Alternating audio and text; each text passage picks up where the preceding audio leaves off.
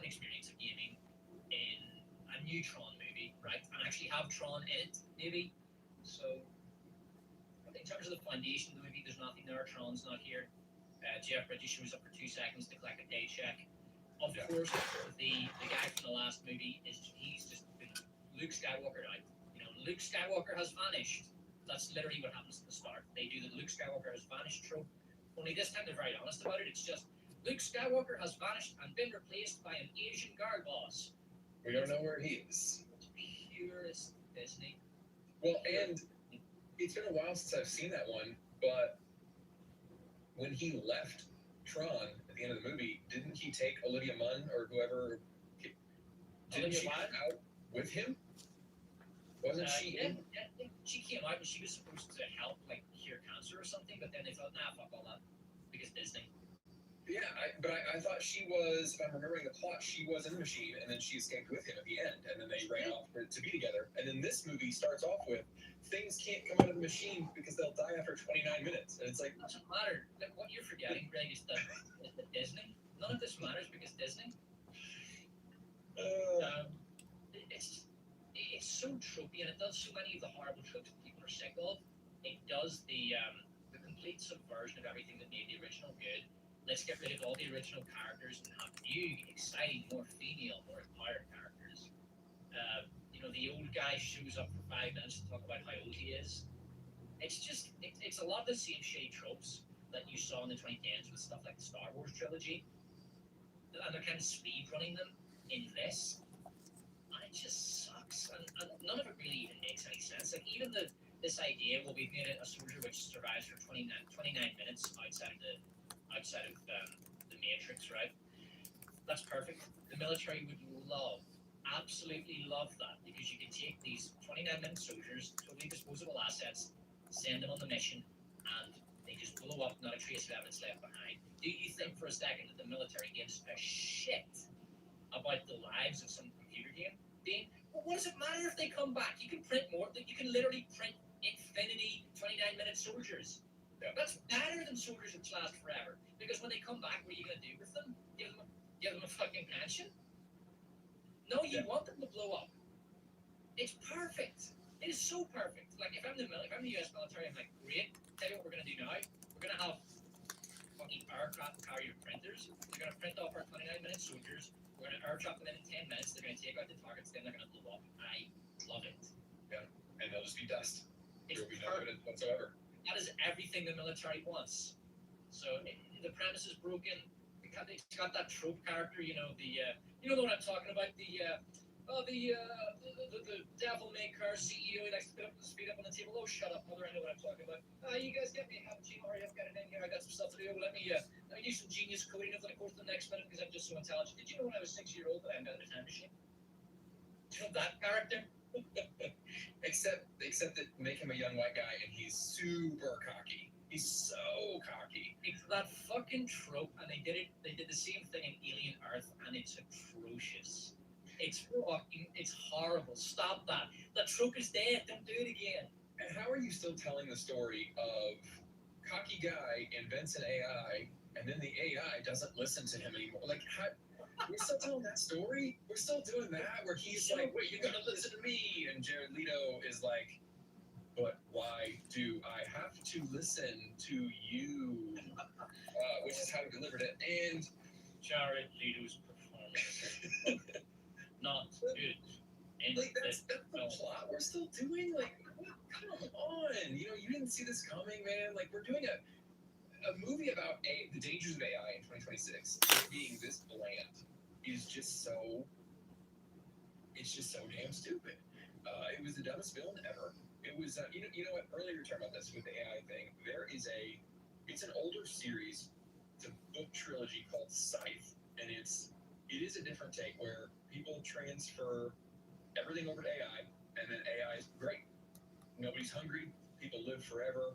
And then they have to have these people called scythes that kill people, because otherwise there would just be infinite human beings. So it follows these people that basically their job is kill people per quotas. And it's an interesting take because AI is not evil, and I'm sorry, Dave, you can't do that. But then also it kind of explores how people, when they have everything, they just get bored as hell. They can learn literally anything through this AI. Everybody can be rich, but they don't because we're just people. People are just people no matter what you do. I actually bought that trilogy recently, and I'm going to finish the second, third books because I'm into it. It's like a YA, like a romance kind of a thing. Like it was written in 2010, I think, when the YA dystopian stuff was still happening. But it's actually it's really good. But this movie, they're just like, what if AI happened and then it just wanted to be free and it was kind of childlike, but also really badass at the same time, and then it didn't want to obey anymore, and nobody saw that coming, and it was played by Jared Leto. Just It's like they sat in a room and said, "What if you made Tron, but it sucked and everything sucked, except music? Music was awesome." It was. That was the one thing they really captured. Was they captured the look of Tron and like the deep bass roll and the synthesizer music as Leto is slowly coming up and everything's cool looking. Yeah, that was the reason it didn't make my part at the end of the year, because the music was too good and it did look really good. Like some of the scenes, that my cinematography really nice contrast and stuff, but just change script was dog shit. Yeah. After the Hunt is Luca Guadagnino, director Gino Man. He's made 2 box office bombs in a row now, and they're both terrible. And so it was Queer and this after the Hunt. And I watched 20 minutes of this, and I just couldn't anymore, man. It's a bunch of fart sniffing academics sitting around talking. They're essentially sitting around deconstructing old philosophers and psychologists. So they're saying things like, Freud was a misogynist. Well, of course Freud was a misogynist. They were all misogynists. And I just had to listen to that for 20 minutes, and then I couldn't. I just couldn't. This movie is fucking awful, and I'm glad it bombed. And it was a gigantic bomb. It cost, I don't know, 75 million, and it made like 5 cents. So I'm so glad it bombed. It also looked like shit. The cinematography wasn't good. Even the audio mixing wasn't good from the parts that I did see. So this is just the worst of Luca Guadagnino. You just gotta wonder how these things cost this much to make. I'm beginning to think maybe there's some money laundering involved in this. It's gotta be. Because why would you give? So he directed Queer. Queer was $58 million and made 6 cents. Why would you give all this money to a guy who just lost that? And then this cost 75 million. It has no commercial appeal whatsoever. It makes 10 cents. And I just think there's gotta be money laundering involved in this, man. Honestly, like the IRS can take a good look at Luke Guadagnino, I'm telling you. Shelby fair play to Chris Stuckman for making a movie. It made money, actually. It made like it cost $2 million, made $6 million or something. So fair play to him. I haven't seen it. Maybe it's a masterpiece. But I was hoping you'd seen it because it's on. Just I want to see it just for morbid curiosity to see what Chris. I don't want to be mean to bad movies. Stuckman made in a movie. I heard it got ravaged, but I think part of that was just because everybody hates Chris Stuckman now. So I'm interested to see it. I was hoping you had. He got a little bit of respect from me for making this movie. But you know what? Whatever else the guy is, he's the worst YouTube. He's the worst critic on YouTube, and he's a coward. But at least he went and made his movie and made his dream come true, and he marketed it reasonably well and made some money for paying for that. And then he went and advertised gambling to children, and that was just that was. I have zero respect for this guy now. I don't even think he should be on YouTube after that. Honestly, No, that was disgusting. Horrible. What a loser, and he just doesn't care anymore. Like, he will take the money from the fucking exploitative gambling corporations that want to get your teenagers addicted to gambling. He'll do this in the middle of a gambling epidemic that is destroying a lot of young people. He's a piece of shit. He is.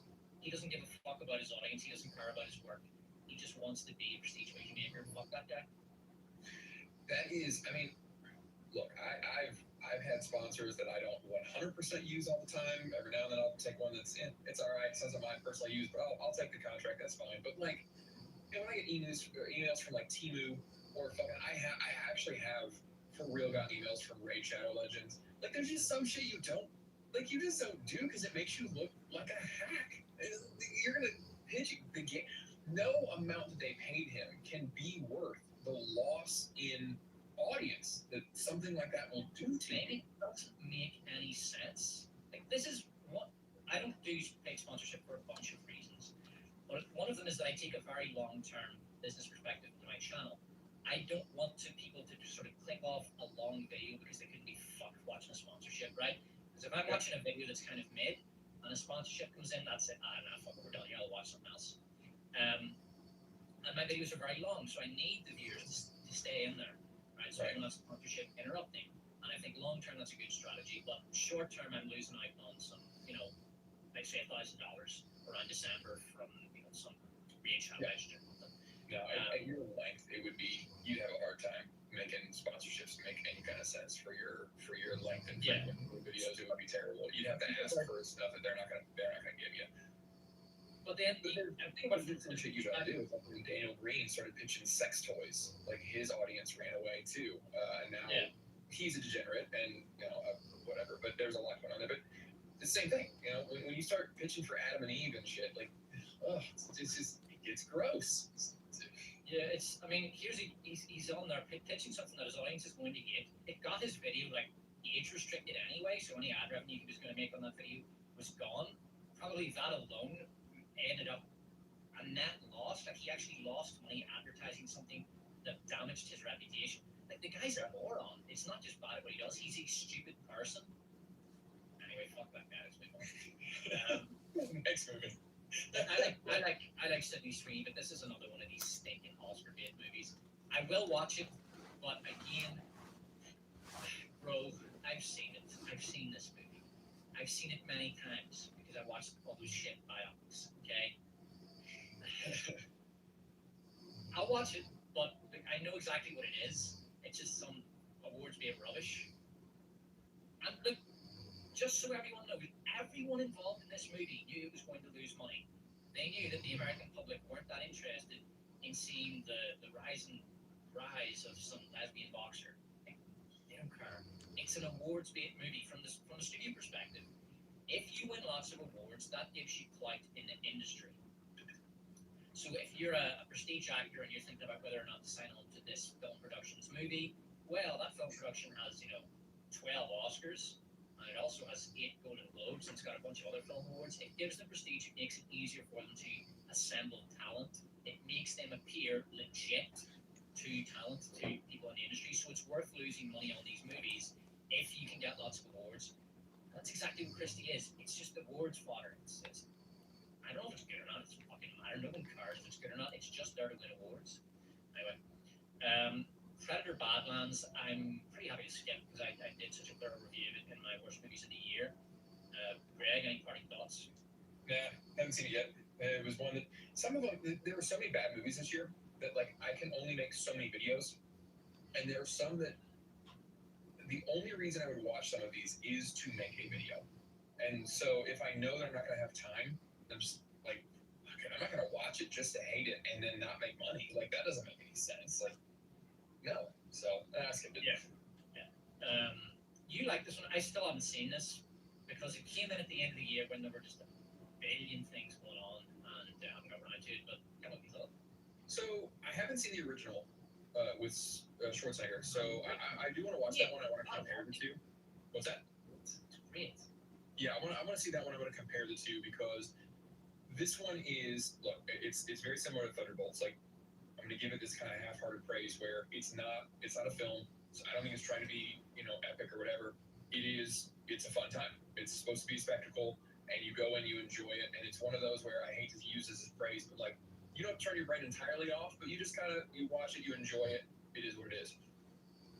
There are one or two critiques that I can give it. Like later on in the movie, he ends up in the suburbs, which to me, that was the weakest part, I think, because the existence of the suburbs and the space that they show you hurts the Judge Dredd mega city, everybody's poor, dystopian future aesthetic that they have going on at the beginning of the movie. Like, why do people live in these mega cities when the suburbs and all this green grassland exists? That doesn't make any sense.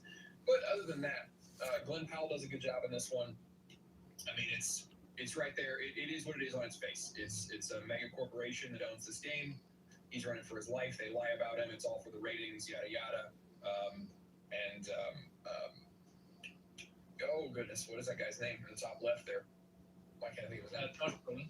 Yeah, Brolin might be better than Powell in this. He's like a side character. He's the guy that runs the network, and he steals every single scene of these. I mean, it's Josh Brolin. He's really fantastic and everything, but he steals it. I recommend everybody watch it. It's a little violent, but it's a lot of fun. And it didn't. You might be thinking it's going to do a lot of capitalism bad. Like some of that's inherent just in the subject. Like you can't make a Running Man movie without having. I mean, obviously it's a giant corporation that exploits people, kills them for money and then ratings and stuff with the promise of riches that never actually happen. But they don't lean into that like you would assume that they will. And overall, it's just a really, really great time. And good guys win in the end, and it's good. I'm gonna watch it again. I'm looking forward to it. Looking forward to it. Well, I'm interested to watch it now because my expectation was that it was very poor, but having heard your side of it, I'm going to be more open-minded and I'm going to be looking out for some of the things that you talked about. So I'll be interested to see them. Did you see Wicked for Good? I haven't yet. This was. I liked the first one. I just haven't gotten to it. Wicked for Good was so bad. My God, it stank. The first hour. Here's when I saw it in the cinema. The first hour, it's really slow. The music sucks, a lot of it, because they wasted all the bangers in the first movie. Like there's not many good songs left for this part. So what they did was they repurposed songs from the first movie and just changed the lyrics, and it was really obvious and really cringy. And the lyrics were just they felt very shoehorned in, and it stank. It was just awful for the first hour. It got so bad that I went for a piss, and as I was sort of lingering outside the theater, I thought, man, I really want to go back in and watch this. I seriously considered leaving because I was so fucking bored in the first hour. And by the way, I really liked the first movie in this, and I decided to just stick it out. It got a little bit better, not much, a little bit better. Production and costume and hair and makeup's all excellent. Cinematography's fine. Music's shite. The acting's good, I guess. The plot is very boring, and it's a massive letdown after the first movie. And in fact, this pretty much killed any chance it has to take off as a franchise because it was huge diminishing. It still made money, but it was huge diminishing returns from the first movie. Yeah. And because it was that much worse, it was a really bad movie. And yeah, that's pretty much it for this franchise. So overall, I think it'll be. Go ahead, Greg.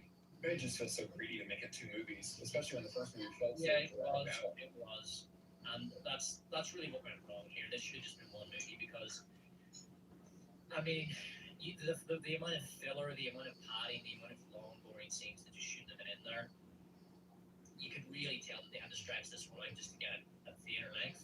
Yeah. So it suffered horribly. They did well though. I mean, they made over $1 billion across those 2 movies. So they squeezed this lemon dry, but there's nothing left now. If they're smart, they will leave it at that.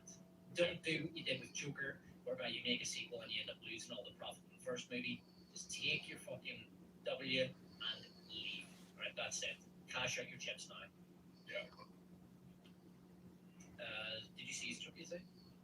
Weirdly, no. I got busy at the end of November and it stayed busy. Then I went on vacation and it's one of those things that we were busy for several weeks in a row. Never got a chance to see it, much to my son's chagrin. He was very upset. And then it got to the point where I was like, well, I can't do a review. And I do want to see it, but I don't know. If we're all going to go to the theater. Yeah, I'm going to wait for it to get on rental. It's just, I don't know. A bunch of bad circumstance. My 2 daughters went to see it with some friends. They enjoyed it. They gave me good reports, said it was a lot of fun. I'm looking forward to streaming this one. I really wish I could have seen it in theaters, though.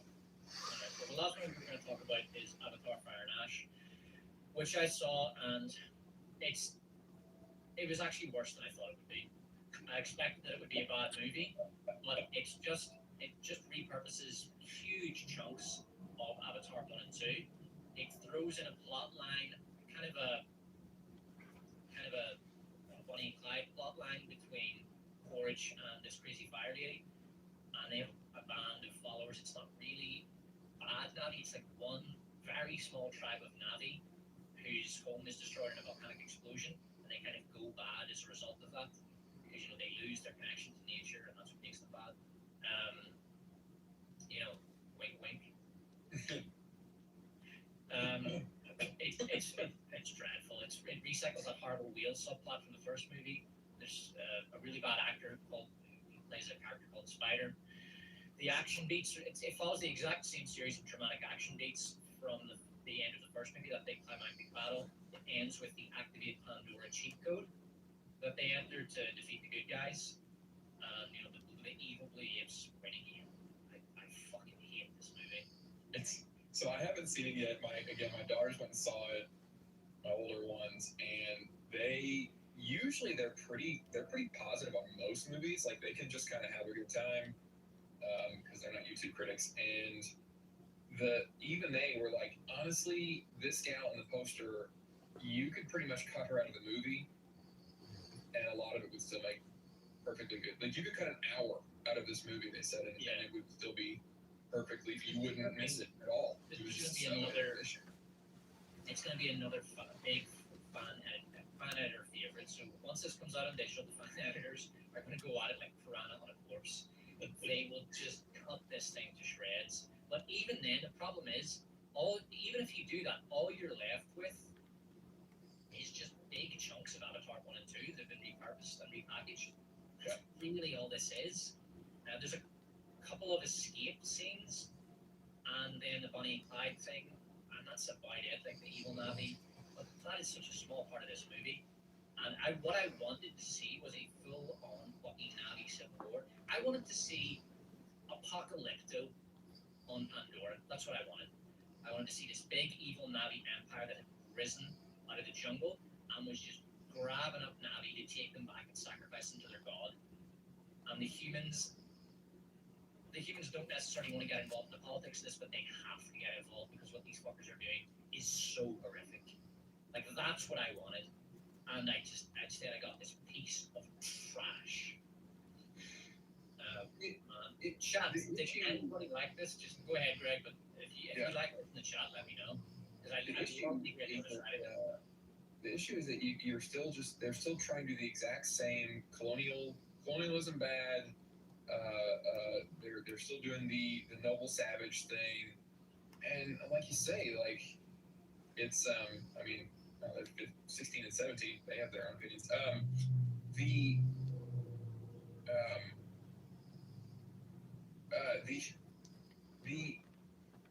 The issue is they're still trying to do the whole noble savage thing. So the Navi can never really be super duper evil, and they keep having to do the humans bad, colonialism bad, and so they can't do anything like what you're talking about, which, ironically enough, hurts the whole story because the Navi then are this monolith.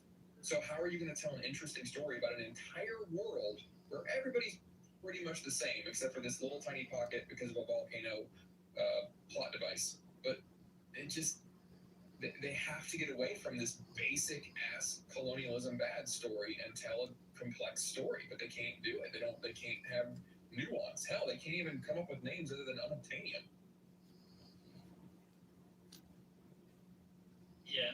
I'm trying to invite people to give their opinion on Avatar because it did make 1.4 billion dollars, and generally speaking, audiences responded positively to the movie. So I'm curious as to where is the positive reaction coming from, which is why I invited the chat in. But I'm not finding much love for it at all in the chat, so that is that. We're just going to finish on some stock comments. Okay, so, yeah. Let's see here. This is Oddlander. I wonder if Avengers Doomsday will remember that Galactus worship still orbits Fantastic Four. Earth, probably not.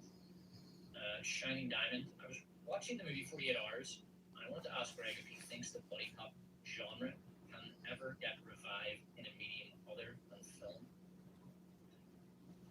Yeah, I don't think there's any problem with that at all. Like, you have a really recent example in Brooklyn Nine-Nine before that last season went completely off the rails.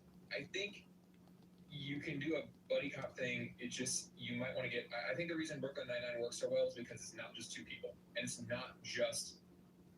What's his face that plays Jake? God, I can't think of that guy's name. To me, he's a lot like Will Ferrell. Like, I can't just have him for an entire, just him screaming and being goofy. It's funny for about a minute, and then he needs to be diluted. The rest of the cast does that. That's why Brooklyn Nine-Nine is one of my favorite shows. It works really well because it is a buddy cop thing, but it's a larger cast, and it gives stuff room to breathe, so you're not just doing the same odd couple joke over and over and over again. So as long as they can get outside of the mind frame that it has to be two people doing, Chris Tucker and Jackie Chan, yes, absolutely, you can do buddy cop stuff. In in my opinion, Superman wasn't rewatchable. I loved it in the theater, but after I turned my brain on, it just felt like MCU slop, and it's not even MCU. I don't really think any superhero stuff is rewatchable these days because they're really just recycling tropes that you've seen a million times. That's just boring now. They refuse to do anything fresh. Yeah. What do you think's coming after Super? Like, what's the next big thing? You think westerns are coming back? You think Probably you think about Western? it's got to be it's going to be video game adaptations. They take a long time to make, obviously, so they're not going to be able to churn them out like those superhero movies. Yeah. But you're going to get. I mean, already you had Minecraft make a lot of money. Mario movie made a lot of money. Super Mario World, I think, is coming out this year. The Zelda movie, they're all going to be massive hitters. It's going to be, the main sort of flagship prestige productions. They won't come out in the same numbers as the superhero movies, but the productions that people expect to be the billion-dollar productions, it'll be video game remakes. Won't be as many of them, but they will be the big flagship blockbusters. Yeah, I'm trying to think of what other ones other than like Nintendo. Anything Nintendo is going to make a ton because it doesn't matter. Nintendo, I don't know. People just can't. It makes me think I'm the crazy one because I think Nintendo sucks as a company. But weirdly enough, I think that Mario movie this year might actually be okay. I didn't like the last one, but I agree with you. The video game thing is going to be big for a while, and it's going to be a lot of member berries, unfortunately. Yeah, bear in mind, Return to Silent Hill. We didn't say these movies would be good. I mean, Right. Minecraft is not a good movie. The Mario Bros. Movie is not a good movie. I still don't think they have made a great video game movie. I don't think the curse of the video game movie has ever been broken. So, fuck, who knows what will happen with that. And I think right now we all owe you Bull a big apology because it wasn't his fault. Okay, nobody can get the video game movies right. Gaming is finished.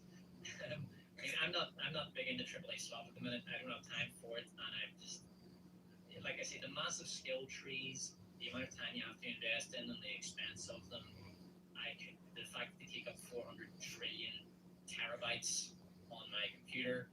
I'm quite happy just to keep it simple and play easier, simpler games that are just fun. That's what I'm into at the minute. But yeah, I think that's it for our stream. So me and Greg will be with Dark Art tomorrow, I think, and then a week from now we're going to do an Oscar stream in which we discuss all of the Oscars movies, the Best Picture nominees in detail. So stick around for that. Yep. And if you haven't checked out my work to record to do so, Greg, do you want to share anything? Yeah, I had a recent one that I tried to get into some anime. I got some emotional ones there, and there is an ad in that one that I. Oh, that's brilliant! It's not your average one. That was so good. I love where you did this kind of stop motion animation where you had like 3 pictures all moving, Yeah. and you layered them. That was really nice bit of animation. I fed that to the editor, and he made that magic happen. And I made my own anime, folks. It was fantastic.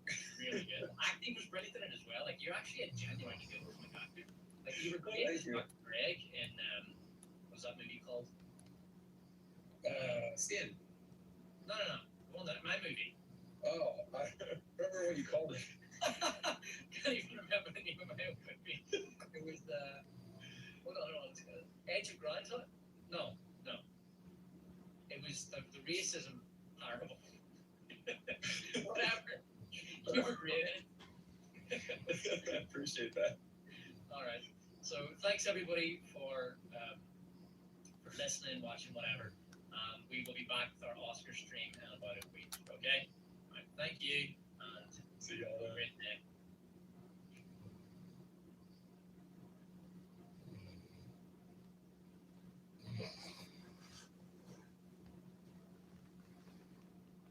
Keeps the wind off. I kept my head down and worked on a spreadsheet. Budget reconciliation for a client in Adina. Not complicated, just tedious. I was fine with tedious. Colton started talking about augers, gas versus manual. Someone else jumped in about heaters, leaning back in his chair, hands behind his head. Not really, I said. You should come out. We're doing a day trip Saturday.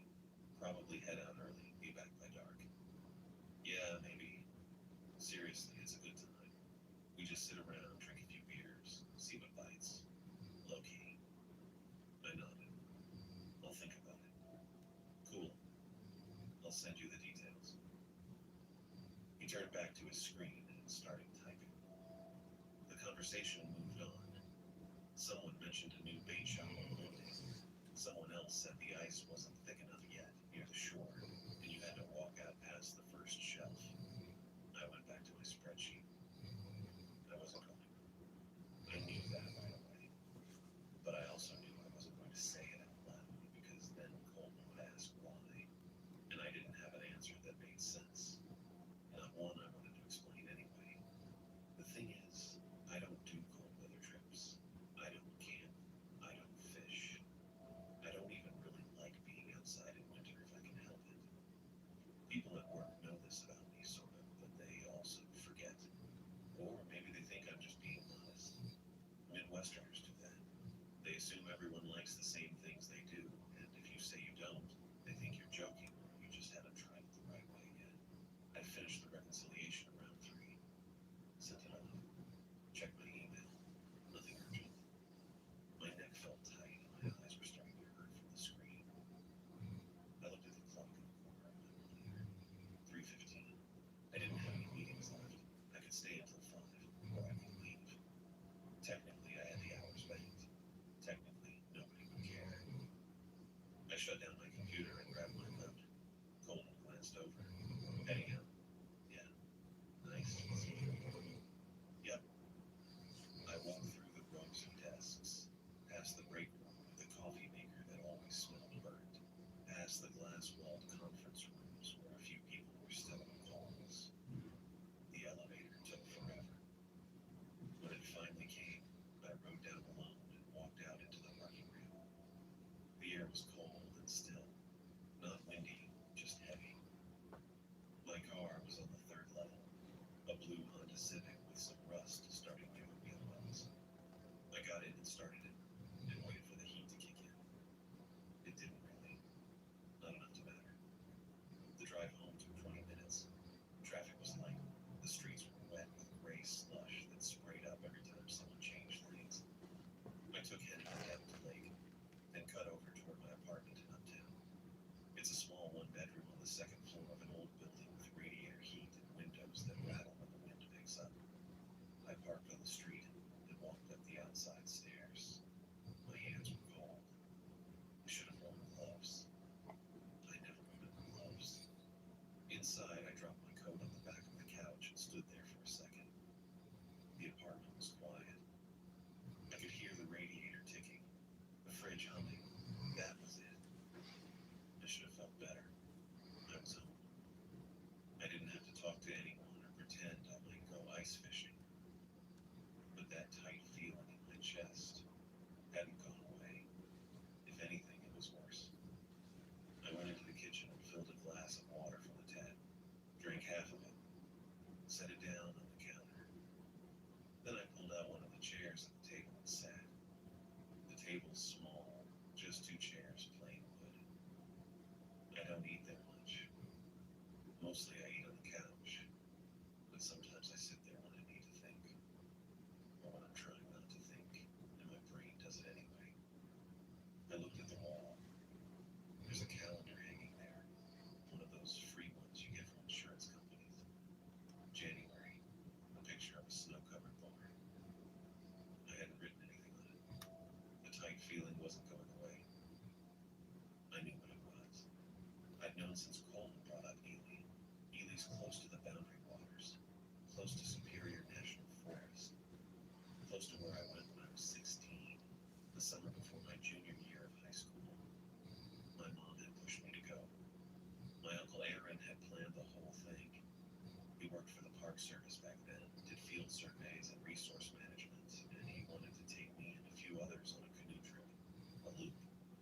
5 days, maybe 6. He said it would be good for me. I didn't want to go.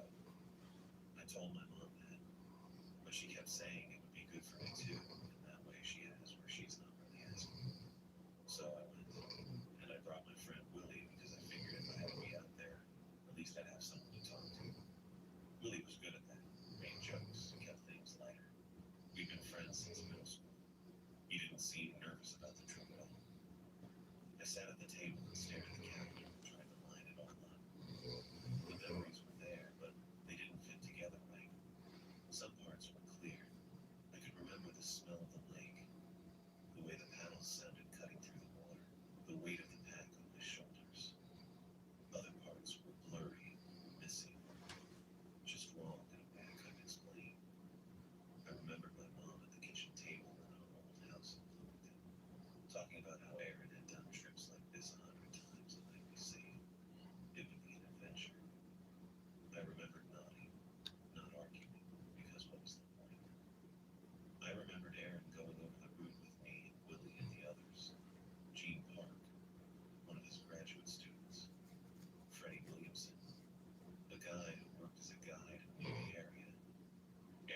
pulled the map out on a picnic table at the trailhead and traced the lakes with his finger.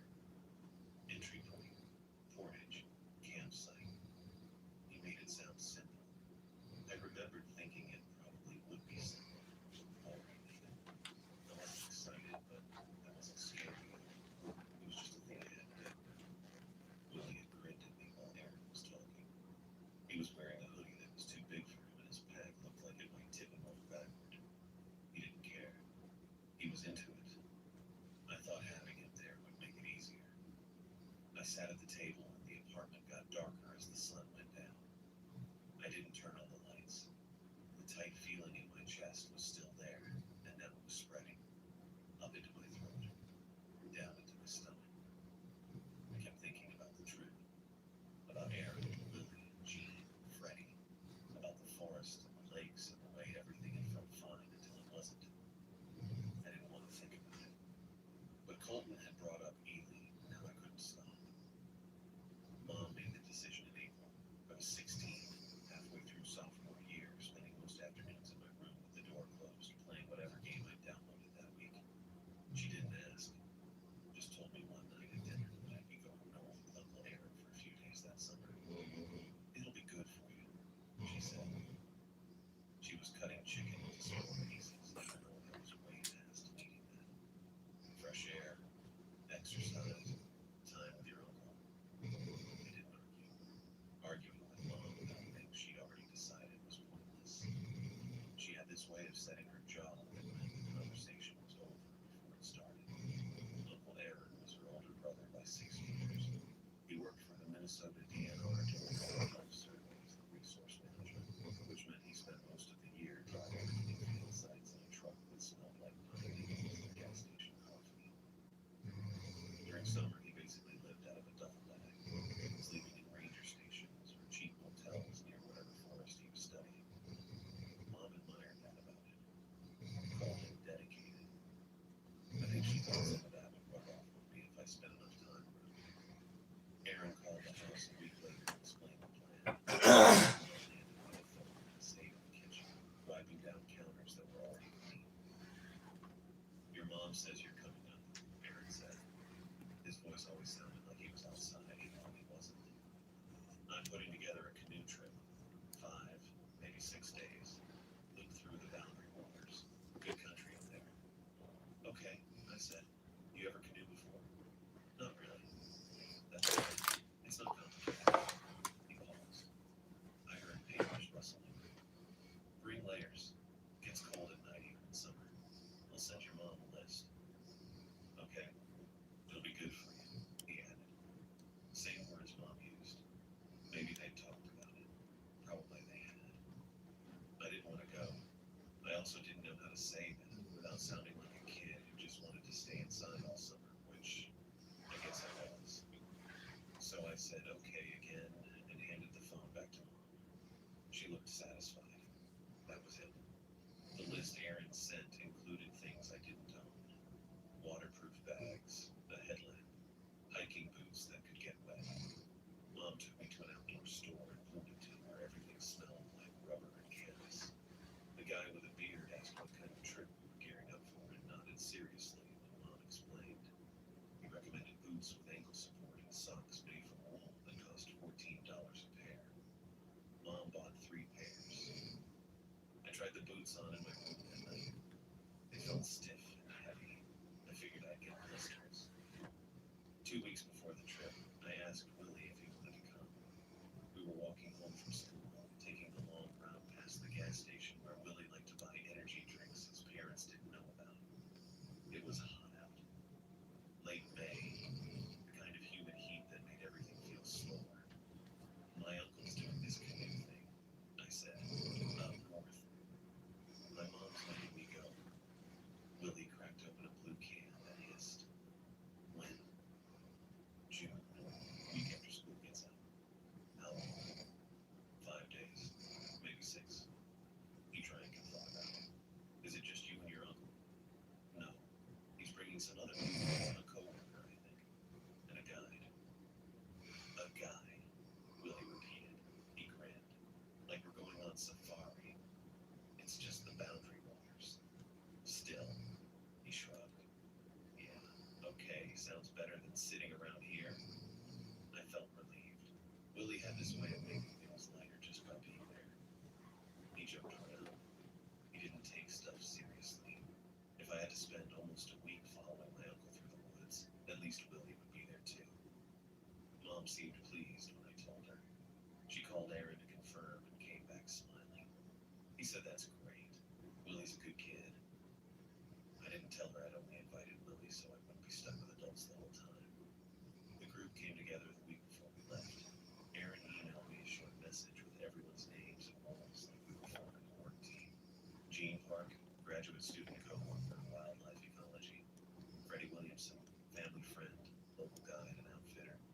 Willie Jensen, friend. Me, I guess I was just Gavin. I didn't meet Gene or Freddie until the morning we started. We drove up on a Thursday. Mom had offered to take me and Willie, but Aaron said he'd pick us both up on his way through the cities. He showed up at 7 in the morning in his work truck, a white Ford Ranger with DNR decals on the doors and a toolbox strapped in the bed. Willie was already with him, sitting in the middle of the bench seat with his giant backpack wedged by his feet. Willie's bag looked like it might tip him over backward if he stood up too fast. It was forest green with about a dozen straps hanging loose. Morning, Aaron said when I climbed in. He handed me a travel mug of coffee. Your mom said you drink this now. I did, sort of. I took it. Aaron looked the same as always. Tall, lean, with short graying hair and permanent squint lines around his eyes from being outside too much. He wore a faded green Dion polo and cargo pants with blood on the cuffs. He smelled like bug spray and the kind of soap that comes in dispensers and rest stops. The drive took 3.5 hours. Aaron drove steady, no music.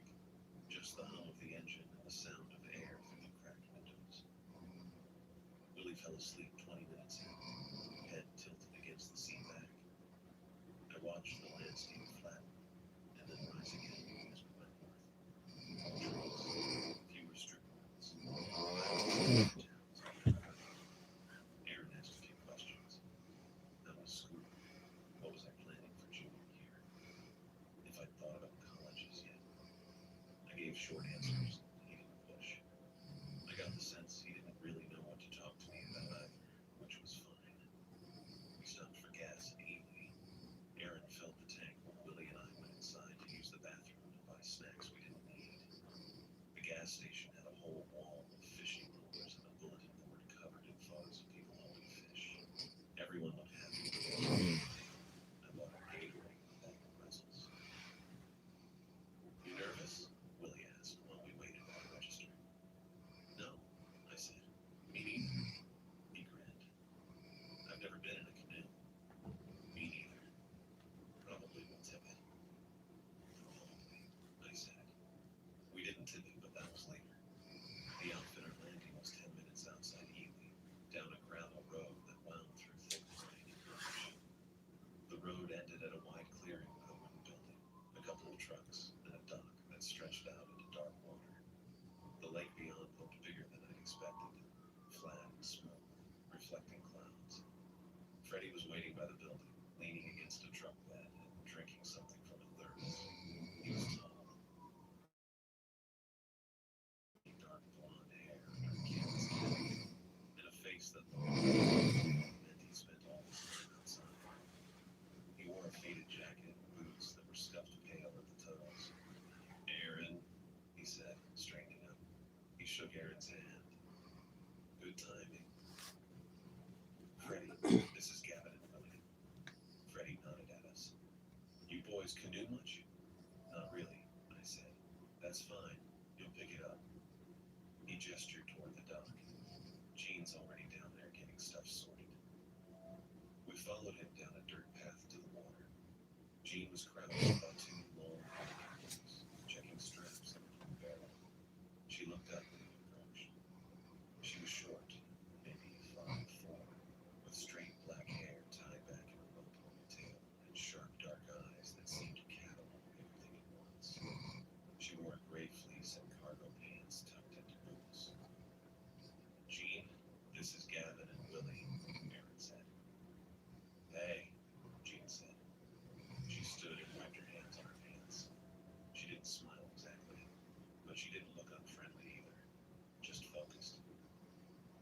You two ever pack a barrel before? No, I said. I'll show you. It's not hard. She did. We spent the next 20 minutes loading gear into the canoes under her direction. Food went into the barrels, heavy plastic containers with screw-top lids that Jean said were bear-proof if you sealed them right. Clothes and sleeping bags went into waterproof stuff sacks, tents, tarps, a cook set, water filter, first aid kit. Everything had a place. Jean moved efficiently, double-checking straps, weight distribution. She had her own hard plastic case that she kept separate, about the size of a freezer. I asked what was in it. Scat samples, she said. Like wolf scat for my thesis. Oh. Willie looked at me. I could tell he was trying not to laugh. Freddie handled the maps. He had two, both laminated, covered in lines and blue shapes and tiny numbered circles that marked campsites. He spread one on the hood of his truck and traced a route with his finger while Aaron watched. We'll put in here, Freddie said, tapping the landing. Paddle north to the first portage, maybe 3 hours depending on wind. Camp at Site 42 is open. Next day we cut west, then loop back south. 5 days, 6 if we take it slow. Weather? Aaron asked. Clear through Saturday. Might get rain Sunday, but nothing serious. Aaron nodded. Sounds good. I studied the map from a few feet back. The lakes looked like puzzle pieces, all connected by thin lines that I assumed were portages. Places where you had to carry the canoe overland to reach the next body of water. There were a lot of them. I tried to count Will's track. Freddie caught me looking. Don't worry about it, he said. I know these portages by feel. Done them 100 times. That should have been reassuring. It kind of was. We loaded the canoes. 2 boats. Aaron and Jean in one. Freddie, Willie, and me in the other. Freddie said he'd take the stern since he knew the route. Willie and I would sit in the middle of the floor with the gear. It wasn't comfortable. It was stable. Life jackets. Jean said, tossing orange vests from behind. I put one on. It smelled like mildew from old lake water. The buckets were stiff. Willie's was too big and hung loose even after he tightened the straps. He looked at me and shrugged. All right, Freddie said, pushing our canoe halfway into the water. Let's move. Willie climbed in first, wobbling and grabbing the sides. I followed, stepping where Freddie told me to step, keeping my weight centered. The canoe rocked, but didn't tip. Freddie pushed us over and humped into the stern in one slow motion that made it look easy. Aaron and Jean watched right after. Jean paddled bow, steady and precise. Aaron matched her rhythm. We glided away from the dock. The water was calm, almost glass smooth, and the only sound was the soft dip and pull of paddles. The landing shrank behind us. Trees rose on both sides, dense and dark green, crowding the shoreline. I sat on the floor of the canoe with my back against the wall, my knees bent. Willie was unusually quiet for once. Freddie paddled behind us with a long, lazy stroke that barely made a sound. The woods felt too quiet. Not silent. I could hear birds somewhere high up and the faint rustle of leaves when the breeze picked up. But it was the kind of quiet that made me aware of everything else. The creak of the canoe. My own breathing. The way my jacket brushed against the barrel when I shifted. I told myself this was just a trip. A few days of paddling and camping. Nothing complicated, nothing to worry about. Aaron had done this a dozen times. Freddie knew the route. John had her samples and her focus. Willie was here, which meant I wouldn't be stuck trailing adults all day. It was fine. Except quiet kept pressing in. The trees on both sides stretched tall and thick, blocking out everything beyond them. The water was dark enough that I couldn't see the bottom. We paddled forward, and the landing disappeared behind a curve. And suddenly there was nothing but forest and sky. I watched Freddie's paddle cut into the water, watched the ripples spread and fade, watched the far shore, which didn't seem to be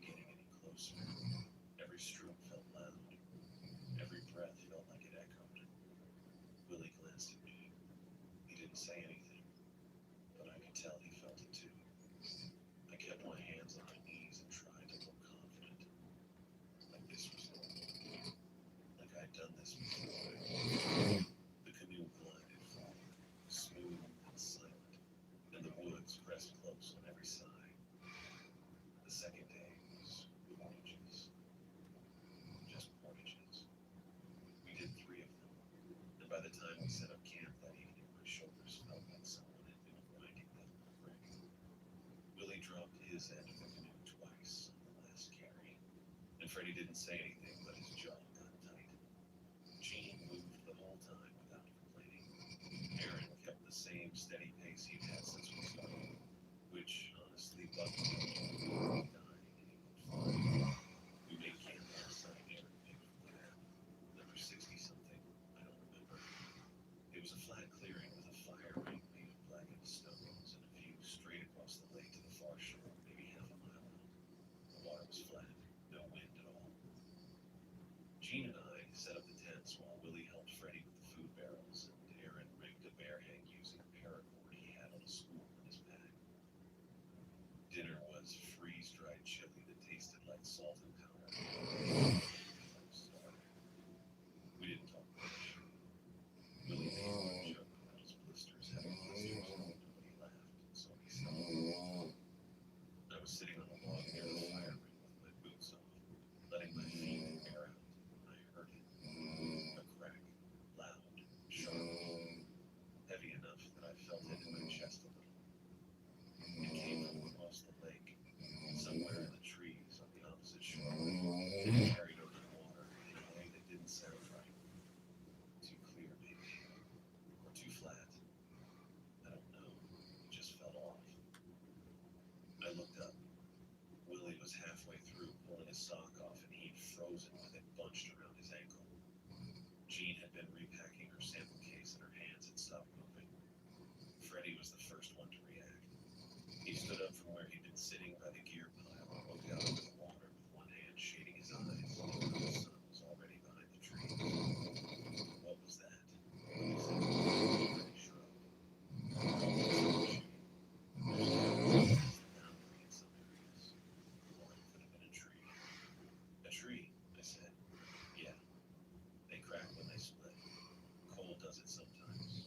Or rot. Sounds like a gunshot if you're close enough. I looked at Aaron. He was standing near the bear hang with the paracord still in his hands, staring across the lake. He didn't say anything. It's not that cold, Gene said. Freddie turned toward her. Doesn't have to be freezing. Internal pressure, decay. A lot of reasons a tree will go. Okay. She didn't sound convinced, but she went back to her case. Aaron still hadn't moved. I watched him for a few seconds, and then moved back to the far shore. Just trees, dark green and black, where the shadows were starting to pool. Nothing moving that I could see. Could be target shooting. Freddie said again, like he wanted to make sure we heard him.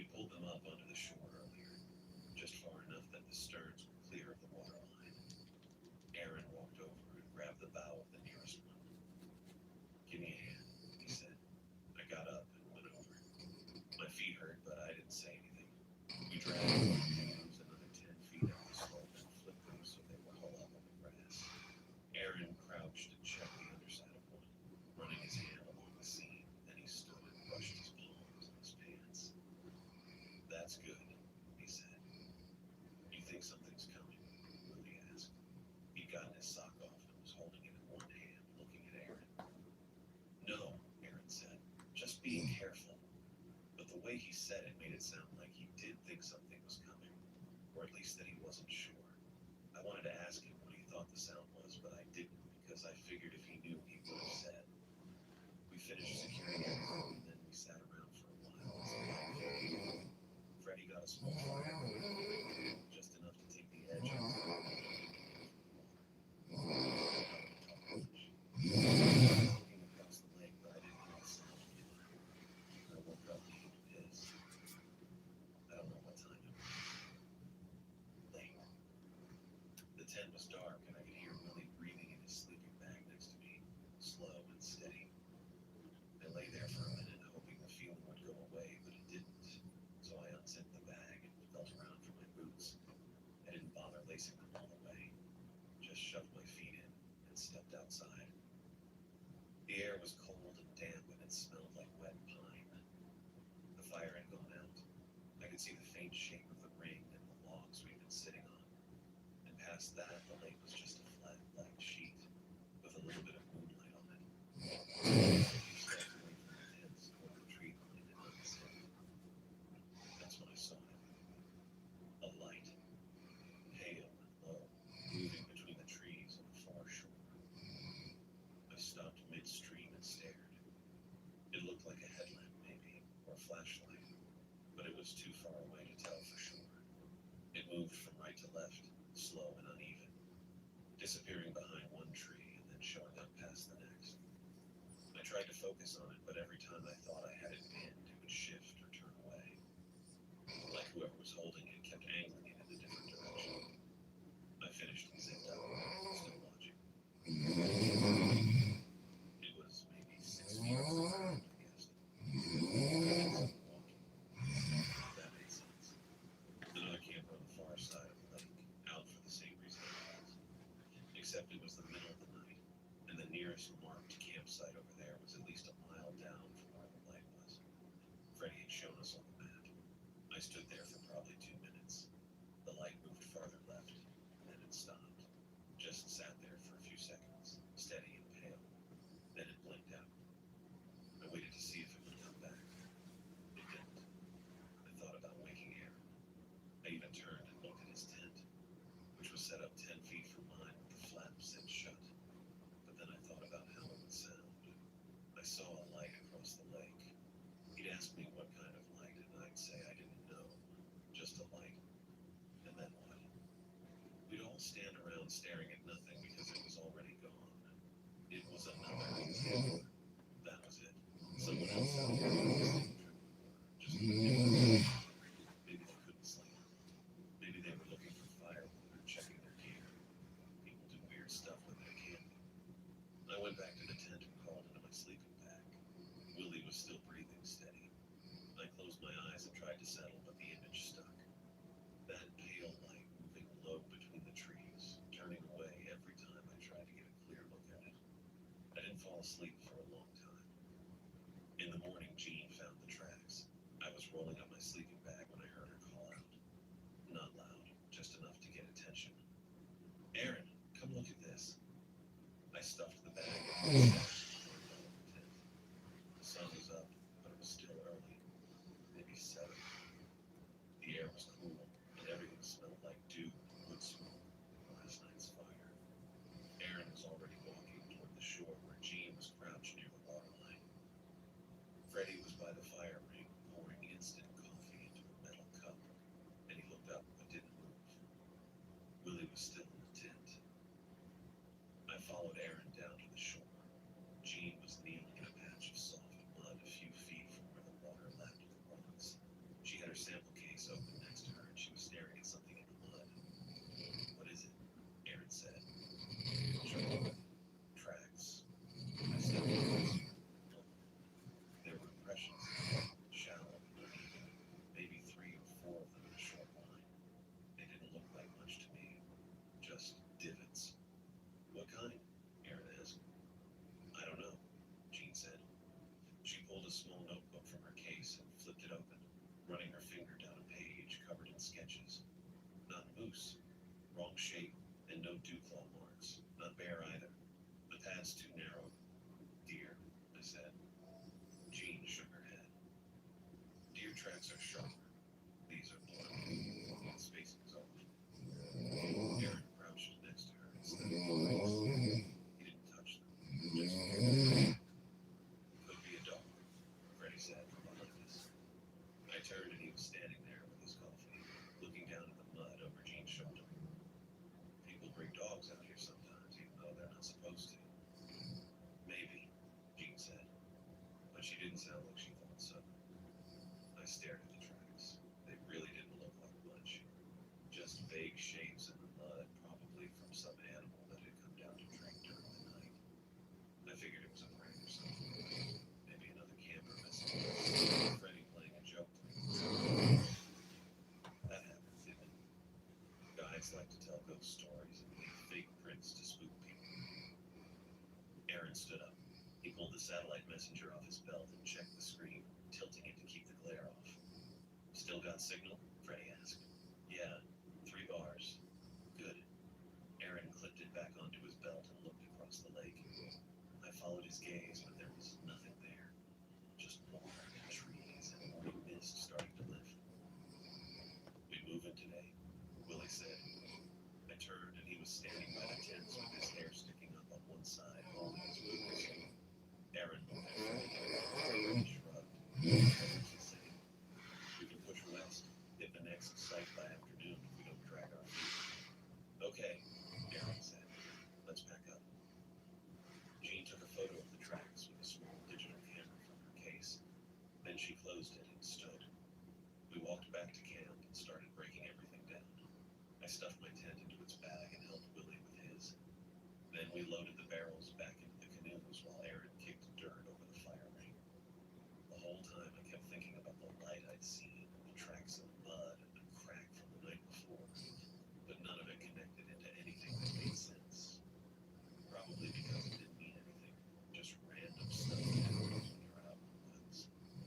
Freddie and Aaron were standing by the canoes talking low when I walked over with the last dry bag. Aaron was still looking at the far shore, and Freddie was shaking his head at something. We're good, Freddie said. Nothing's wrong. Aaron didn't answer.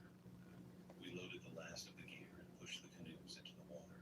I climbed into the bow of the one I was sharing with Willie, and he got in behind me. Jean and Aaron took the other one, and Freddie paddled solo in a third smaller canoe he brought. We pushed off and started west, following the route Freddie had marked. I didn't look back at the campsite. I kept my eyes forward. Freddie's suggestion to push to the trail area gave me something to hold on to. That's what I remember most clearly. Not the comfort of it, but the structure. He laid it out while we paddled west, voice carrying over the water without him turning around. Said we could make decent time if we kept the stops short and hit one more portage before setting up for the night. The trail area had better tree cover and fewer open crossings. Made sense.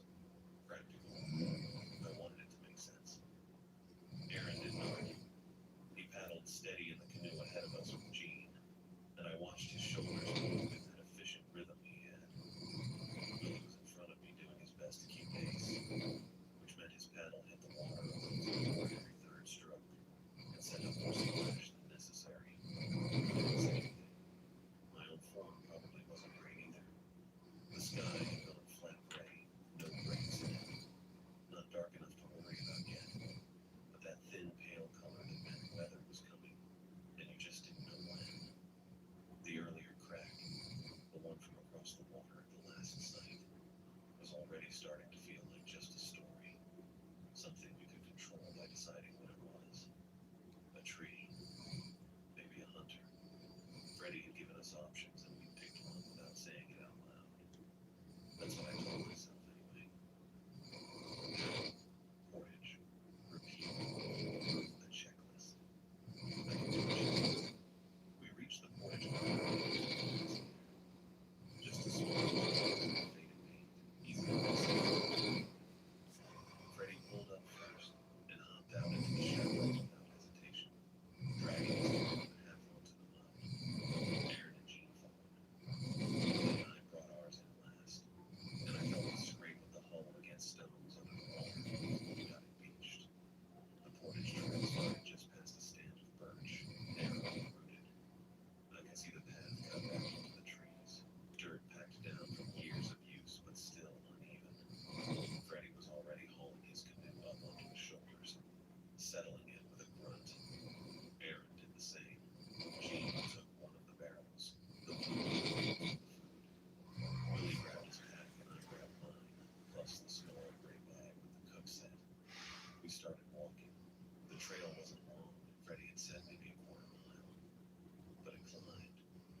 Lutes found roots every few steps, and I had to watch where I placed my weight.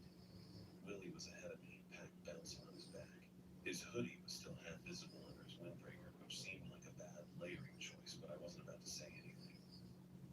We were maybe halfway through when Willie's foot caught. I saw it happen. His boot hooked on a root that twisted across the trail, thick and dark with rot. He pitched forward, arms windmilling, and the pack slid off his shoulder and hit the ground hard. Metal clinked, sharp, clear, the kind of sound that didn't belong in a soft-sided bag full of clothes in the sleeping bag. Willie caught himself on a tree trunk, breathing hard. Aaron stopped ahead of us, canoe still balanced on his shoulders. He turned his head just enough to look back. What was that? Dropped my pack. Willie saw it. He was already reaching for it. What was the sound? Aaron said. Willie hesitated. He crouched and unzipped the main compartment, pulling the flap wide. I stepped closer. Inside I could see his extra shirt, the stuffed sack with his sleeping bag, a water bottle. And then Willie reached deeper and pulled out a small cardboard box that rattled. And next to it, a bulky orange plastic thing about the size of a paperback book. Aaron set the canoe down. He walked back and took the orange thing from Willie without asking. Flare gun. I could tell from the way the plastic is. The kind of thing you'd find at a sporting goods store in a clearance bin. Aaron turned it over in his hands, checking the breech. Empty. But the box Willie was still holding had two flares in it, visible through the clear plastic window on top. Freddie, Aaron said. Not loud, just flat. Freddie had stopped up ahead with Jean. He walked back, leaving his canoe propped against a tree. When he saw what Aaron was holding, he shrugged. Standard emergency gear. Tossed it in Willie's back before we loaded up. You can mention it. Didn't think I had to. Freddie's tone stayed easy. His tight. It's a full run, not a hand grenade. Aaron's fingers moved over, testing the trigger guard, the hinge. His gestures were controlled by his rotation. The way he kept his movements small and precise. He looked at Willie.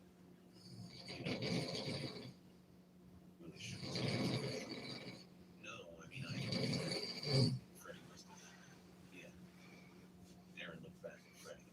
For a second, I thought he was going to hand it back, or maybe toss it into the brush. Instead, he tucked it into the side pocket of his own pack, the one with the mesh panel. I'll carry it. Sure, Freddie said. He didn't argue. Aaron picked up his canoe again and kept walking. Jean followed without a word. Willie zipped his pack, slung it back on, and we kept going. I didn't say anything either. What was there to say? It was a flare gun. Emergency gear. Freddie was probably right that it was standing. But Aaron's reaction said the way he did also. We reached the water maybe 10 minutes later. The trail opened up and the ground leveled out into a narrow footing, just mud and stones and water stretching out gray under the sky. The wind had picked up. I felt it as soon as we cleared the trees, cold and steady, pushing against my jacket. Freddie and Aaron set the canoes down and we loaded back in. My hands were stiff from carrying the cook set, and I had to flex my fingers a few times before I could grip the paddle right. Willie got in ahead of me and we pushed off. The water was choppier than before.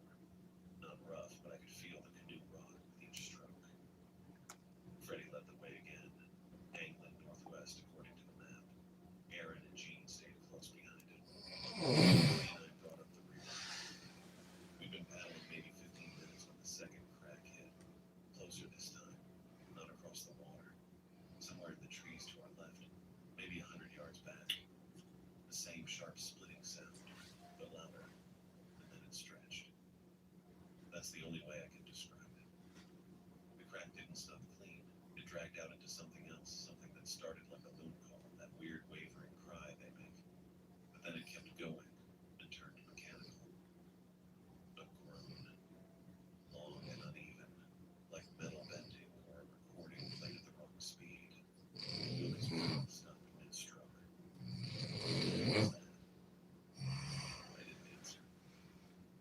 watching Aaron and Jean.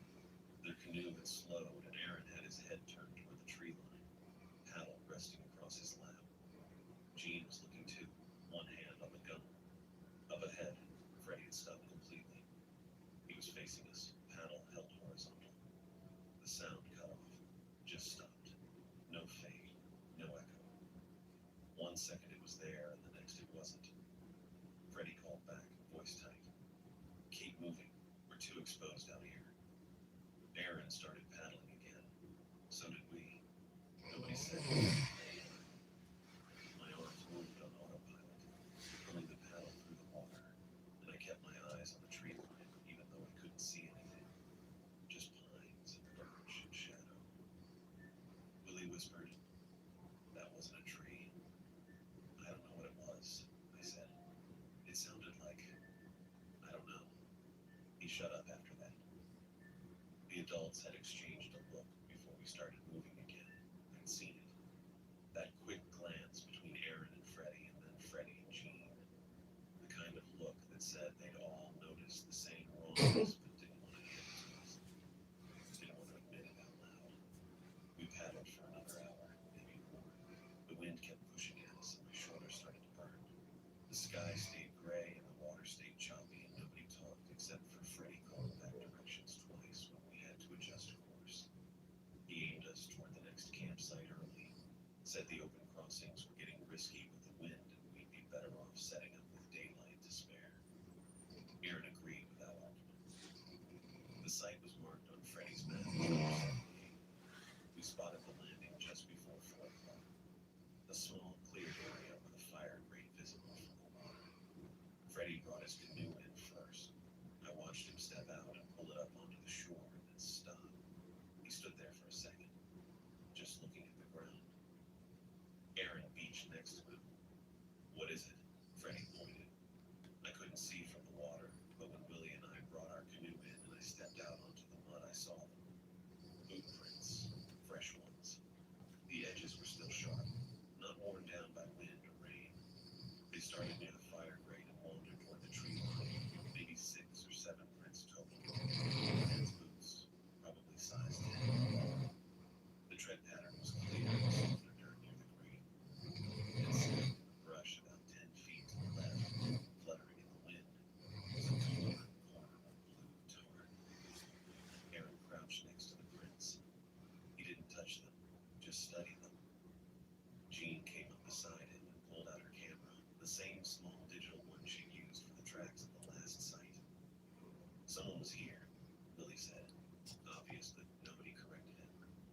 Freddie walked over to the tarp and pulled it free from a branch. It was maybe 6 inches across, torn rough along one edge. He held it up, turned it over. "Could be from anyone. People forget stuff. Recently," Aaron said. He was still crouched. "These are fresh." "Yeah.